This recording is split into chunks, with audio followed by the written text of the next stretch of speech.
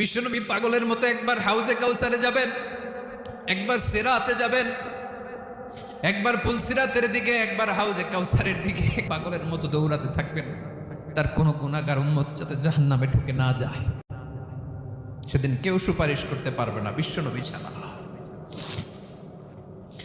এজন্য 5 নম্বর আল্লাহ বললেন, মান যাল্লাযী ইয়াশফাউ ইনদাহু ইল্লা বিইযনিহি। কার সাহস আছে, কার এত বড় বুকের পাটা কিয়ামতের কঠিন দিন আল্লাহর সামনে দাঁড়িয়ে সুপারিশ করবে? কারো ক্ষমতা নেই, কারো ক্ষমতা নাই। বিশ্বনবী সেদিন সেজদায় পড়ে উম্মতের জন্য কাঁদবেন, সবাই কাঁদবে, নফসি নফসি, আল্লাহ আমারে বাঁচাও, আল্লাহ আমারে বাঁচাও। বিশ্বনবী বলবেন, উম্মতি উম্মতি। বিশ্বনবী আমার জন্য কাঁদবেন, আপনার জন্য কাঁদবেন, আমাদের জন্য সেদিন কেঁদে কেঁদে জাহান্নামের দরজায় দাঁড়িয়ে আমাদেরকে টেনে টেনে জান্নাতে ঢুকাবেন।